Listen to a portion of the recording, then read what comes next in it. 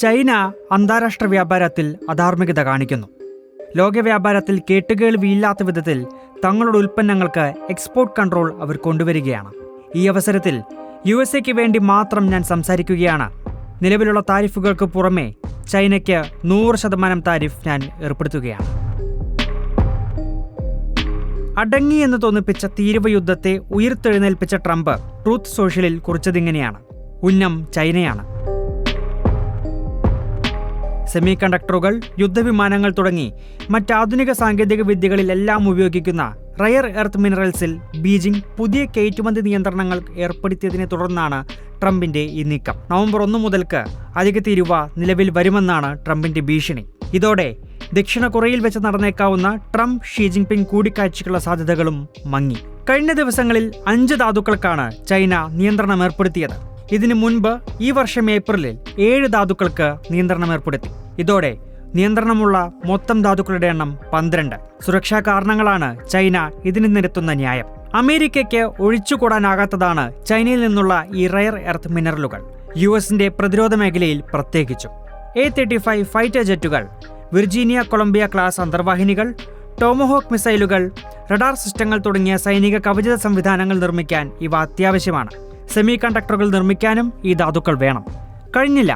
മനുഷ്യന്റെ ദൈനംദിന ജീവിതത്തിലെ ഏറ്റവും പ്രധാനപ്പെട്ട ഘടകങ്ങളായ ഇലക്ട്രോണിക്സ്, മെഡിക്കൽ ഉപകരണങ്ങൾ തുടങ്ങിയ പലതിൻ്റെയും ഉൽപ്പാദനത്തിനും ഇവ ആവശ്യമാണ്. ധാതുക്കൾക്ക് കയറ്റുമതി നിയന്ത്രണം ഏർപ്പെടുത്തിയതോടെ പല US കമ്പനികളും പ്രതിസന്ധിയിലായിരിക്കുകയാണ്. ചൈനയാണ് ഈ റയർ എർത്ത് മിനറലുകൾ വലിയ തോതിൽ ഉൽപ്പാദിപ്പിക്കുന്ന രാജ്യം. കണക്കുകൾ പരിശോധിച്ചാൽ ഇവയുടെ 60% ചൈന ഖനനം ചെയ്തെടുക്കുകയാണ്. മാത്രമല്ല, ഇവയുടെ സംസ്കരണത്തിലും ചൈനയാണ് മുൻപിൽ. കാനഡ, US പോലുള്ള രാജ്യങ്ങൾക്കും ഈ ഡെപ്പോസിറ്റുകൾ ആവോളമുണ്ടെങ്കിലും ഖനന പ്രക്രിയയിൽ അത്ര മേൽക്കോയ്മയില്ല. ചൈനയുടെ സപ്ലൈ ചെയിനുമായി താരതമ്യപ്പെടുത്തുമ്പോൾ US സംവിധാനങ്ങൾ താരതമ്യേന ചെറുതും പരിധികൾ ഉള്ളതുമാണ്. അതുകൊണ്ടുതന്നെ ചൈനയാണ് മാർക്കറ്റിലെ കിങ്. കണക്കുകൾ പ്രകാരം 2020 മുതൽ 2023 വരെയുള്ള കാലഘട്ടത്തിൽ US മൊത്തം ഇറക്കുമതിയുടെ 70% ചൈനയിൽ നിന്നായിരുന്നു. അതായത് US അത്രത്തോളം ചൈനയെ ആശ്രയിച്ചിരിക്കുന്നു എന്നർത്ഥം. US പിന്നാലെ ഹോങ്കോങ്, റഷ്യ, ജപ്പാൻ എന്നിവയാണ് ചൈനയെ ആശ്രയിക്കുന്ന മറ്റ് രാജ്യങ്ങൾ. സെമി കണ്ടക്ടർ മേഖലയിൽ ഇരു രാജ്യങ്ങളും കടുത്ത മത്സരം തുടരുമ്പോഴും കൂടിയാണ് ചൈനയുടെ ഈ കയറ്റുമതി നിയന്ത്രണവും US പകരം താരിഫും. ചൈനയുടെ ഈ നടപടി ചിപ്പ് യുദ്ധത്തിന് പുതിയ മാനം നൽകുമെന്ന് ഇപ്പോൾ തന്നെ നിരീക്ഷിക്കപ്പെടുന്നുണ്ട്. ദക്ഷിണ കൊറിയയിൽ നടക്കുന്ന ഏഷ്യ പസഫിക് ഇക്കണോമിക് ഉച്ചകോടിക്കിടെ ട്രംപും ഷീ ജിൻപിങ്ങും തമ്മിൽ കൂടിക്കാഴ്ച നടക്കാനിരിക്കെയായിരുന്നു ട്രംപിന്റെ ഈ താരിഫ് നടപടി.